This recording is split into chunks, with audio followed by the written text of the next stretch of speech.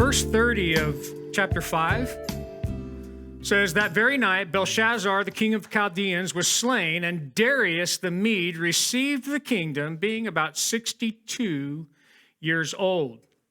Now, Daniel has served in the political realm for the majority of his life, some 70 years. And as a follower of Jehovah God, he was given the opportunity, let me say that again, he was given the opportunity to be an influence in a secular job. And now, at this time, Daniel is probably in his mid to late 80s. And another opportunity will be set before him to be an example and an influence to a new conquering empire, the Medes and the Persians. Chapter 6. It pleased Darius to set over the kingdom 120 satraps to be over the whole kingdom and over these three governors, of whom Daniel was one, that the satraps might give account to them, so that the king would suffer no loss. Now, Darius is now on the scene, and as any good leader knows, you cannot govern people by yourself. So he assigns 120 satraps, or princes and governors, over the kingdom. Now, he doesn't want 120 people coming to him every day, giving him the problems of the kingdom and crying on his shoulder, so to speak. So he decides he'll put 3 people over those 120. And those three of those 120, one of them is Daniel. And Daniel also becomes the leader of the 3, because the king decides, hey, I don't even want 3 people coming to me and whining and complaining about everything. I just want one guy coming and letting me know what's going on. So, verse 3, then this Daniel distinguished himself above the governors and satraps because an excellent spirit was in him. The king gave thought to setting him over the whole realm. So now we see, why does Darius pick Daniel? Well, this is why. Now, the Bible says here that Daniel distinguished himself. The NLT, the New Living Translation, translate this as Daniel proved himself. The English Standard says Daniel became distinguished before the king. And I would like to suggest to you that the reason for this distinguished behavior in Daniel's life was because of his consistency and his commitment to the Lord. See, the foundations of his relationship with God were determined at an early age. And this man is now in his mid to late 80s. And he has not wavered from that foundation. See, the things of God that molded him, what are the attributes of his life that we have seen so far that someone would say, because an excellent spirit was in him? Now, there are 3 things in Daniel's life. God, he's committed to God's standards, he's a man of prayer, and he's a man of discipline. So let's look at those 3. First of all, he was committed to God's standards. Now, this is not his standards, nor is it the world's standards. This is God's standards. Remember chapter 1? He had a little bit of a diet issue, right? That was a standard for the Lord. It wasn't for anybody else, and he decided to follow it. In chapter 2, his buddies, they weren't bowing to any idol. That's a God standard, right? Now, Daniel's life, understand, he's loving and serving a pagan king. And we saw that pagan king come to know the Lord. And I would often wonder, this is one of those things that when we get to heaven, I want to ask Daniel a question. Hey, what were the conversations you had with Nebuchadnezzar? I mean, the Bible gives us little snippets, right? But can you imagine the things that they talked about, especially after Nebuchadnezzar being 7 years living like an animal? He was also a man of prayer. Look down at verse 10 in chapter 6. Verse 10 says, now when Daniel knew that the writing was signed, he went home. And in his upper room, with his windows open toward Jerusalem, he knelt down on his knees 3 times. He knelt down on his knees 3 times that day, and he prayed and gave thanks before his God, as was his custom since early days. See, this isn't something that Daniel just did when the drama was going on, the heat was turned up in life. This was a practice that he decided to do from an early age. He is going to pray to the Lord. Number 3, Daniel was a man of discipline. Now think about it. Think about the positions that he has held. He's had great responsibility, not only to the king, but to the kingdom. And with this busy schedule of his responsibilities, Daniel made time for prayer.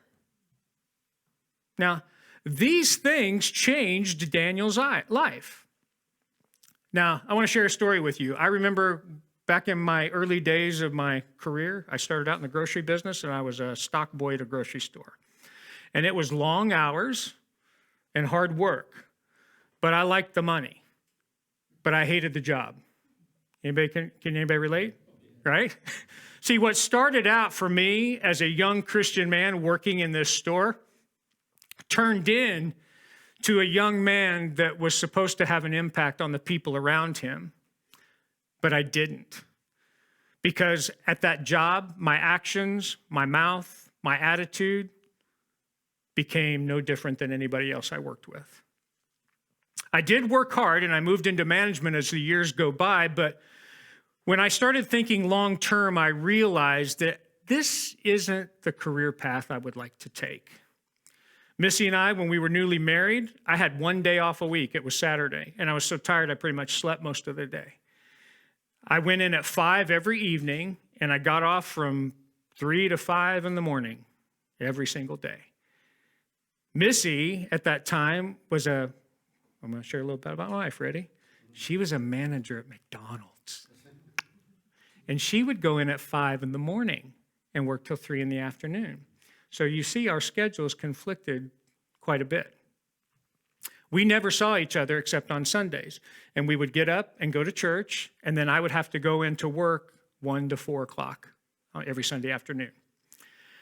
Now, I didn't want this lifestyle for the rest of my marriage, and my wife didn't either.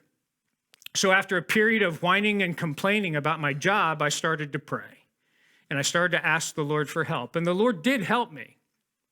See, the Lord revealed to me that I had an attitude problem.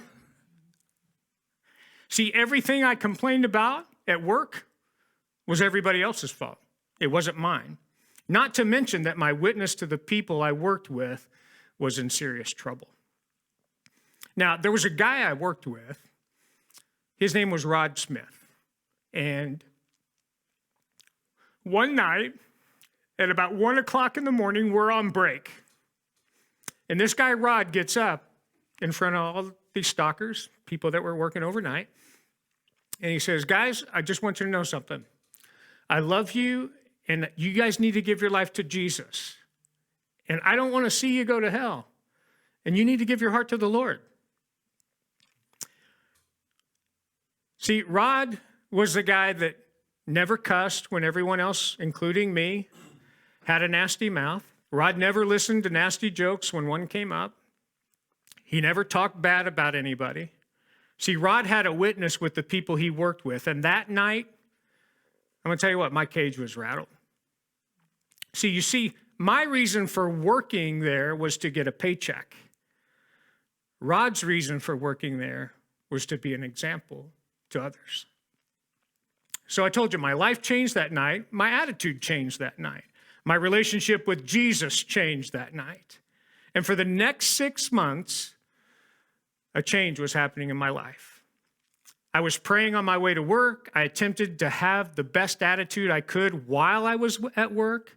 And I decided that I was going to work for the Lord and not for a paycheck. And here's something that started happening. I really started enjoying my job. And then one weekend, after about 6 months of this life change going on in my life, I received 3 job offers.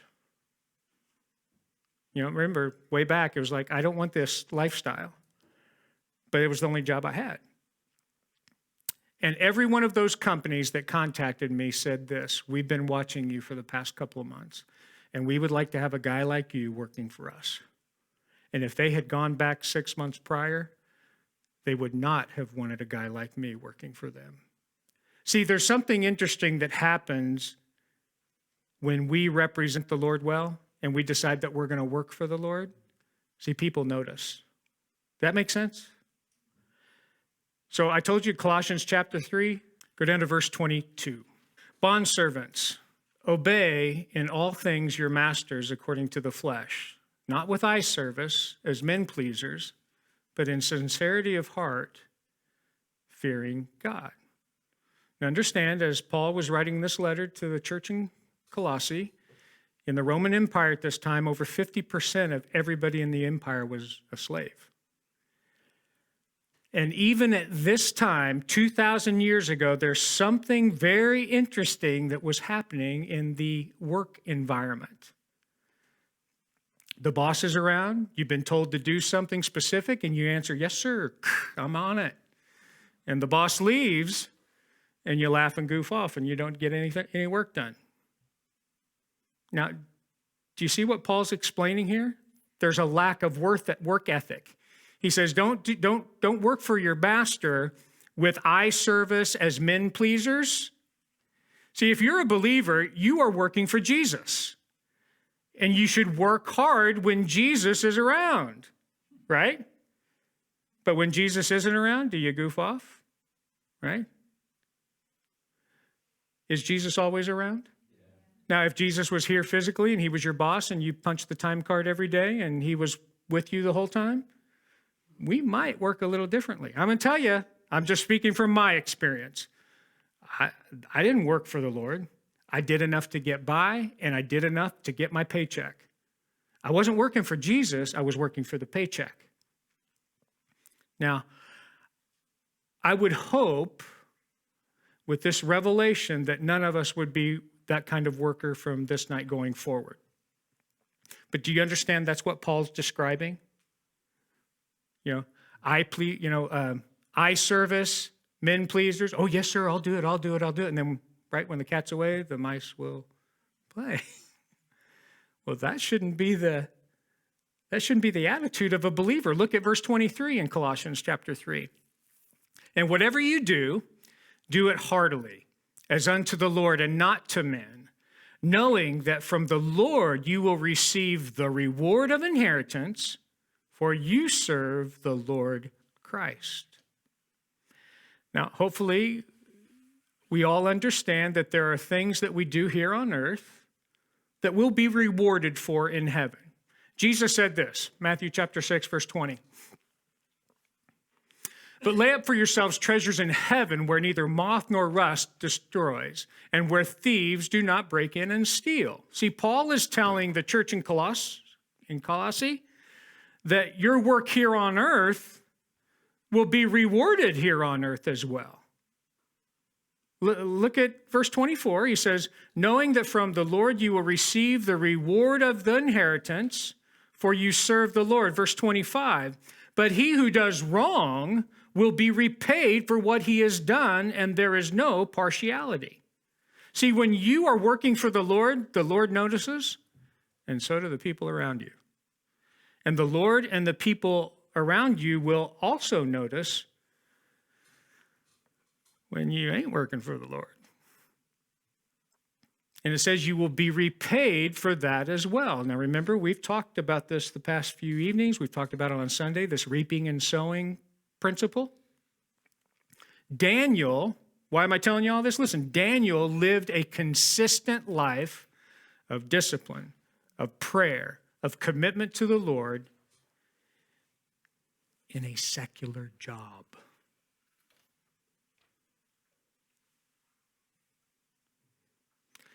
And I want to encourage you with something.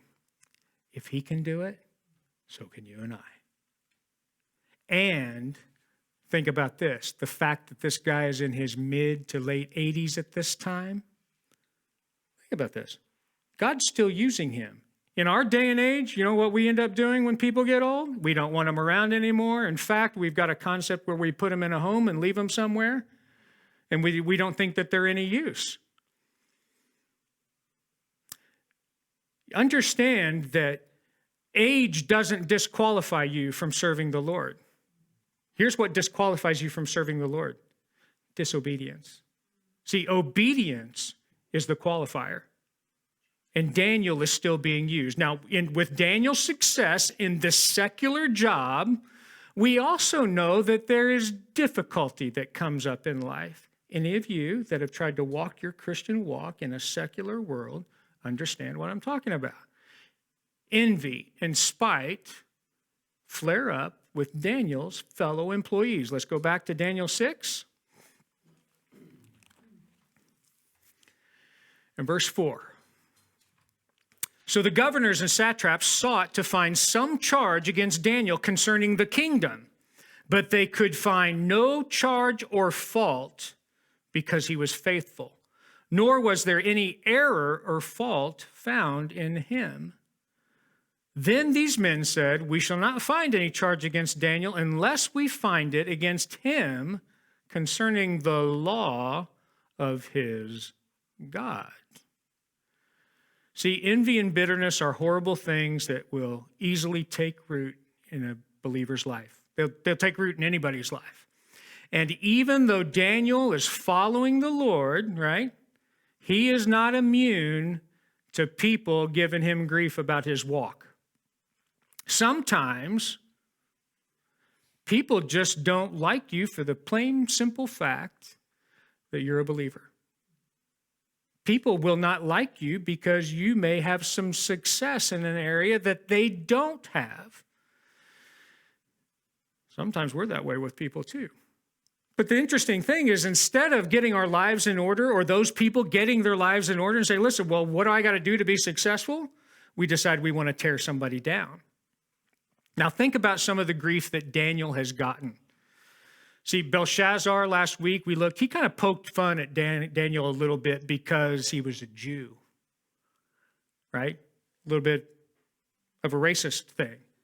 Daniel and his buddies got grief because they chose a different diet. The Chaldeans tell the king that no one can interpret this dream. And then Daniel shows up. Oh, yeah, sure. I mean, Daniel saved their necks. Remember, Nebuchadnezzar was going to kill them all. But they didn't like it. See, understand, Daniel is not a perfect person. Daniel still sins just like you and I. The Bible says all have sinned and come short of the glory of God, and this includes Daniel. But as far as his job, as far as his government job, he's blameless. Now, I've never had a government job, but I am going to make this comment, and I don't mean to be snarky about it. But if only we could say that about some government officials that are in our government, right? Now, 1 Peter chapter 3, Peter tells us that we should be looking forward to the Lord's return until Jesus comes back. You know, we should have some hope knowing that that happens. In 2 Peter chapter 3, verse 14, Peter writes, "Therefore, beloved, looking forward to these things," right, the return of Jesus, "be diligent to be found by him in peace, without spot and blameless." Now, maybe this should be a personal wake-up call for all of us, because here's what we all need. Here's what we all can agree on. You and I need more of Jesus and less of me, right? So these guys, they can't find anything to nail Daniel with in his political career, so they're going to try to find something in Daniel's personal life, in his religion. So what do they find? Verse 6. "So these governors and satraps thronged before the king and said thus to him, 'King Darius, live forever. All the governors of the kingdom, the administrators and the satraps and the counselors and advisors have consulted together to establish a royal statute and to make a firm decree that whoever petitions any god or man for 30 days, except you, O king, shall be cast into the den of lions. Now, O king, establish the decree and sign this writing, so that it cannot be changed according to the law of the Medes and the Persians, which does not alter.' Therefore, King Darius signed the written decree." Now, if you notice, there's something interesting here. Who did Darius put in charge of the three guys that were supposed to run the country? Daniel. And those 3 guys were supposed to be in charge of the 120 guys, right? And all these guys get together and decide that they say all of us got together and decided that this is a decree that the king should sign. Now, was Daniel in agreement of that? So they're not telling the truth. It's like Mutiny on the Bounty. You ever seen that movie? I mean, this guy's getting hammered on all sides. The king he serves is signing a decree, and all the people that serve under him or he works with have turned their back on him. I mean, hey, king, listen, for 30 days, here's what needs to happen. To prove that you're the king, I mean, you're just new here. To prove that you're the king, nobody gets nothing gets done unless you approve it. That's basically what they're saying. And it's very vague. But now, if the king had any sense, now remember what he decided to do? Hey, I'm going to get 120 guys. They're going to help me manage this thing. Oh, and then I'm going to get 3 guys to help manage those 120 guys. And then I'm going to get 1 guy to manage these 3. And all this group says, listen, nothing happens in the kingdom for 30 days unless you approve it. It kind of, it's like, why would you agree to that? But sometimes pride gets in our way, doesn't it? It's like, oh, yeah, I am the king. Yeah, people do need to come to me. So Darius signs the decree. Now, we understand that there's a big difference in the Mede and Persian Empire compared to Nebuchadnezzar, to the Babylonian Empire. See, when in the law of Babylon, it didn't matter what the law said, the king could do whatever he wants. In the law of the Medes and Persians, everybody had to follow the law, including the king. So if the king signs it and the king changes his mind, tough. It's already a law. See what's going on here? So what does Daniel do? Well, of course, he does what any of us would do. He gets a few lawyers, he petitions the court, he starts a political campaign to change this ridiculous law. No, verse 10. Now, when Daniel knew that the writing was signed, he went home. And in his upper room, with his windows open toward Jerusalem, he knelt down on his knees 3 times that day and prayed and gave thanks before his God, as was his custom since early days. Daniel goes to the Lord. He goes to pray like he has always prayed and like he always will. Why? Well, because Daniel believes that God deserves honor and respect. He comes to God with a prayer and gives thanks. And it's nothing new for his lifestyle. He's been doing this since he was a kid. Now think about this for a moment. Even in Daniel's prayer, because we don't know what he prayed, but did he do something wrong? Did he really break this decree? No. I mean, is Daniel going to God to undermine Darius? Is that what's going on? Well, we don't know. I mean, we don't know what he prays, but here's what we do know. We do know that it is not in Daniel's character in any way to go down that road. We haven't seen it in his whole life. Now, this decree, again, is actually very vague. It says that whoever petitions any god or man for 30 days. Now, there's a reason that this decree is very vague. It's vague so that Daniel's accusers can interpret it any way they want to. And they interpret it as Daniel praying is a direct violation to this decree. Now, think about this for a moment. Isn't this the ultimate peer pressure for anyone? The king you now serve and everyone you work with, everyone that is supposed to answer to you has turned against you. How would you respond to that? Jesus tells us this in Matthew chapter 5, verse 16. Let your light so shine before men that they may see your good works and glorify your Father in heaven. Now, so many times, me included, we respond demanding our rights, or we have an attitude of pride and arrogance. Now, I don't believe that this is the kind of light shining that Jesus was talking about in this verse. See, none of those things that I just described are good works according to the Bible, and none of those things bring glory to God. So why is Daniel taking this stand on his prayer life? What is so important about Daniel opening his window and praying toward his homeland? Well, in 1 Kings chapter 8, Solomon has completed building the temple, and there's a big celebration going on. And with this celebration, Israel is dedicating this temple to the Lord. And Solomon has this amazing prayer, and in part of this prayer, he recites something. He has a request to God. He asked God that he would listen to the prayers of the people when they weren't in town and when they prayed toward the temple or toward Jerusalem. 1 Kings chapter 8, verse 30.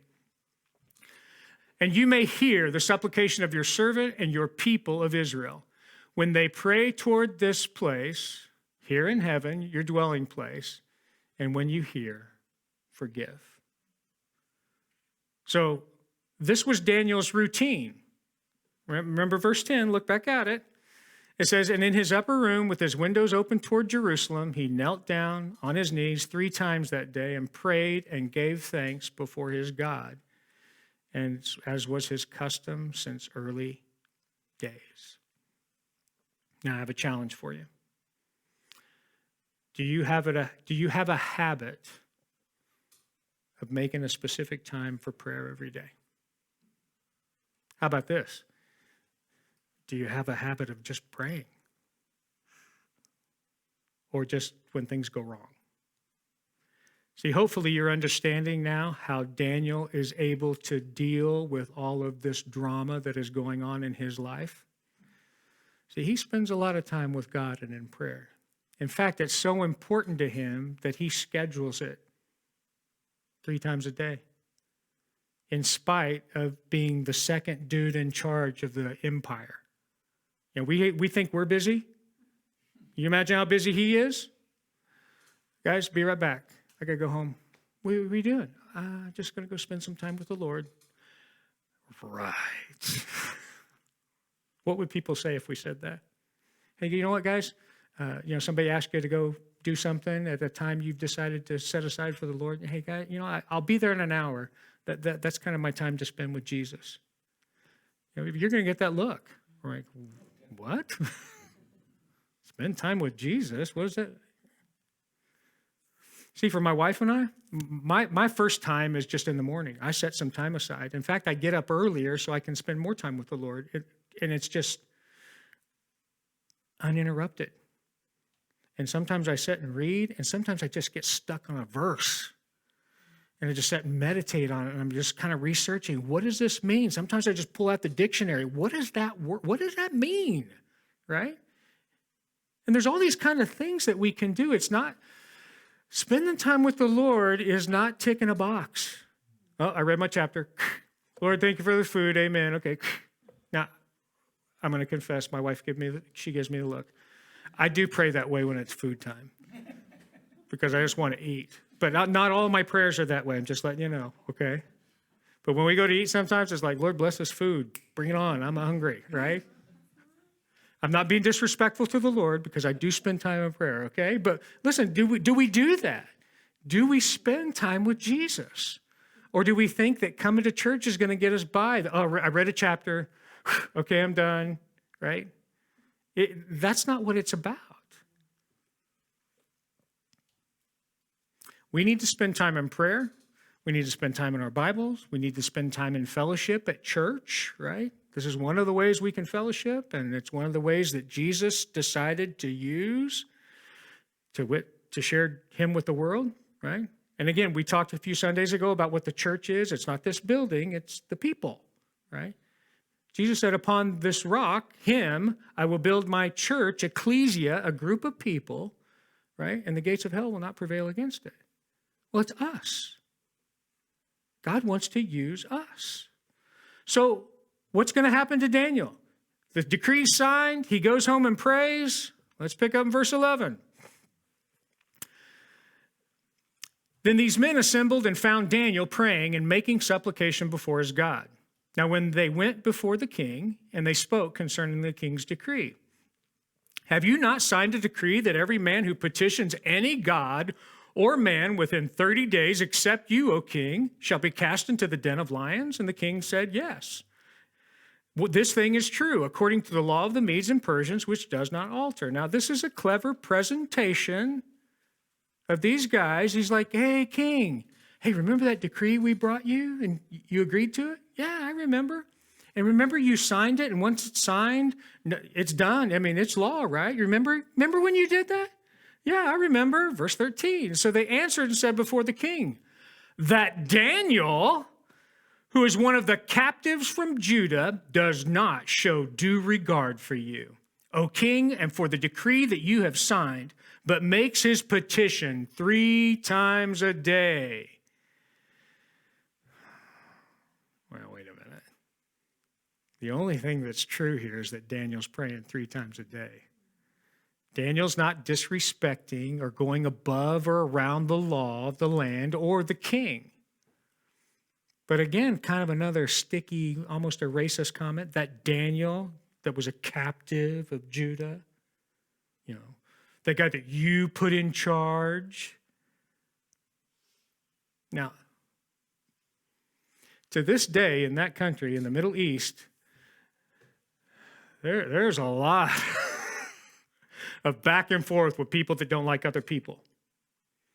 So think about this for a moment. These Persians and Medes, right?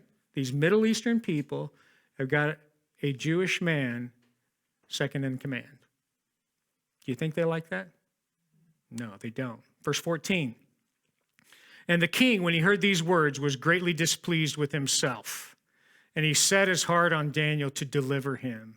And he labored until the going down of the sun to deliver him. Now, clearly we see something here. This king's got a relationship with Daniel. And he takes responsibility for his actions with this decree, right? He didn't blame everybody else. He didn't start yelling at these guys for hoodwinking him into some kind of, signing some law. Says he was greatly displeased with himself. And he spends all the rest of the day trying to figure out a way to get Daniel out of the situation. Verse 15. Then these men approached the king and said to the king, know, O king, that this is the law of the Persians and the Medes, that no decree or statute which the king establishes may be changed. Right? They're rubbing his nose in it. And so the king gave the command. They brought Daniel and cast him into the den of lions.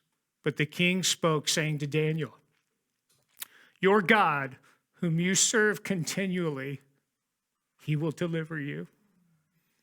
Now, see, there's nothing, again, like somebody rubbing your nose in a bad decision that you've made. But the law is the law, even for the king. And I think it's really awesome that the king cares so much for Daniel. I mean, what he's saying is, guys, listen, Daniel, I've tried everything I can to get you out of this. And I can't do it. And so at this point, there's only one person that's going to save you. And that's your God. Let's pick up in verse 18. Now the king went into his palace, and he spent the night fasting. And no musicians were brought before him. Also his sleep went from him. Then the king arose very early in the morning and went in haste to the den of lions. And when they came to the den, he cried out with a lamenting voice to Daniel. The king spoke, saying to Daniel, Daniel, servant of the Lord, has your God, whom you serve continually, been able to deliver you from the lions? Now, have you ever had a bad decision keep you up all night?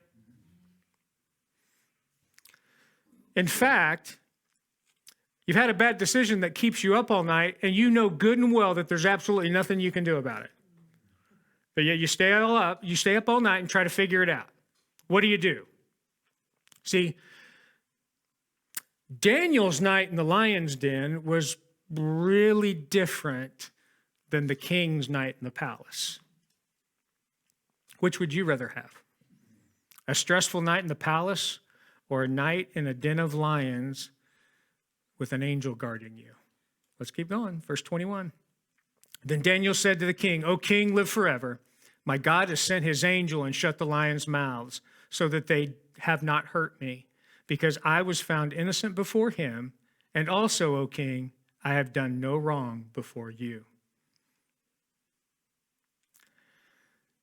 Now, this is another one of those times that I wish we were given a little bit more detail.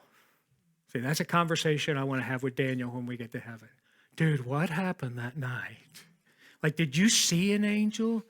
Like, did you just drop into this den and then all of a sudden there's this angel there and he's walking around scratching the cat's head, you know, and you're just okay, you know, was he kind of just standing there and you're looking at the lions, looking at the angel, looking at the lions, looking at the angel, you know, maybe trying to nod off, but one eye's open, one, you know, what was that all? Well, we don't know. But here's what we do know. All night long, an angel protected this 80-year-old man. So the morning's come. Daniel has served the sentence. He's still alive. And it's at this time, Daniel proclaims his innocence. Verse 23, now the king was exceedingly glad for him, and he commanded that they should take Daniel up out of the den.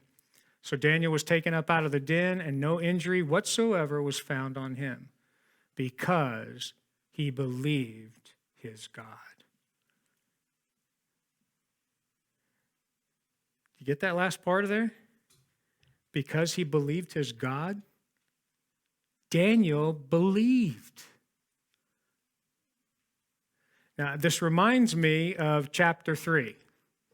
Now, for some reason, Daniel's not on the scene in chapter 3, but his three buddies are there, Hananiah, Azariah, and Mishael, right? And Nebuchadnezzar says bow, and they don't bow. And he says, I'm going to give you another chance. If you don't bow, you're going in the furnace. And they respond with this. If this is the case, our God whom we serve is able to deliver us from the burning fiery furnace, and he will deliver us from your hand, O king. But if not, let it be known to you, O king, that we do not serve your gods, nor will we worship the gold image which you have set up. Now, I don't know about you, but I pray that the Lord will give me that kind of courage. If something like that ever happens, that I would respond that way. Listen, you know, we can't say, yeah, I'd do it, or we don't know, because none of us have ever gotten to that point. But I guarantee you, if the Holy Spirit's living inside of us, there's courage we can have. But to say, whether we burn up or not, I'm trusting the Lord. Would we say that? Well, you know what? I'm not going to say I could or couldn't. All I'm going to ask is that the Lord would give me courage that if that does ever happen, I would respond appropriately. Look at verse 24. And the king gave the command, and they brought those men who had accused Daniel and cast them into the lion's den. Them, their children, and their wives, and the lions overpowered them and broke all their bones in pieces before they ever came to the bottom of the den. Ooh, now this may sound a bit harsh, but I had to do a little research. This was Persian law. You were found guilty and the king wanted to pass judgment on you. It wasn't just you that suffered, your whole family suffered. Ammianus Marcellinus, he wrote about the Persians, and he wrote this. He said, the laws among them are formidable, by which, on account of the guilt of one, all kindred would perish. That's harsh.